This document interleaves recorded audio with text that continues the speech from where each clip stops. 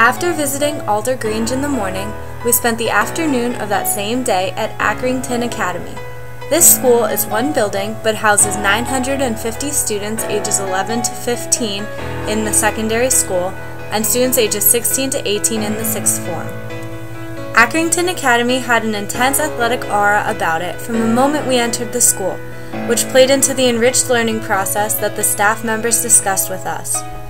I learned from the amount of athletic and extracurricular materials supplied to the students, such as a rock climbing wall, spin class bicycles, and a dance studio, that learning can be extended from the classroom to extracurricular activities such as athletics, which are very important in a child's time at school. Along with enriching the child's learning after school with various extracurricular activities, the learning is enriched both during and after school hours with one-to-one tutoring for children who are having difficulty with classes. Students are also given time to learn how to learn better. Rather than just going over materials learned in class, students reflect on their own learning while teachers help them focus on topics such as teamwork, creativity, and problem-solving skills. This idea showed me that some students just need to figure out how they learn best rather than taking after-school tutoring or getting frustrated and giving up on learning altogether. Thus, monitoring comes into play. At Accrington, students are monitored on their work and progress, which is especially important after a student evaluates their learning. But Accrington also shows that monitoring teachers is also an important aspect of education.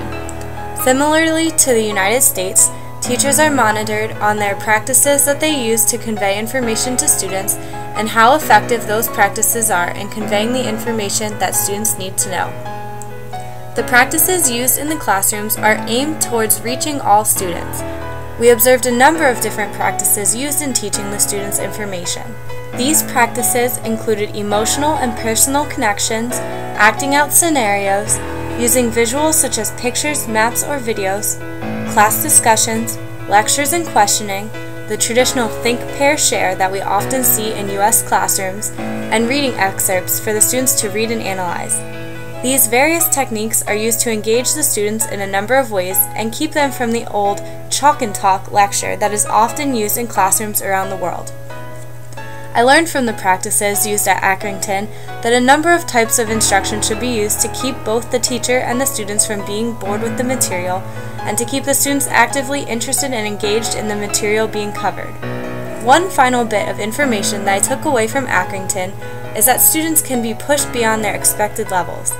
I already knew this from observing classrooms and being a student myself, but at Accrington, the 8th year students, aged at 12, were doing GCSE work. GCSEs are General Certificates of Secondary Education that all students in England are expected to take in specified and chosen subjects by the time they are 16 years old and finishing up secondary school. This information showed us that students, when they are pushed to their potential, can do anything they desire and can succeed.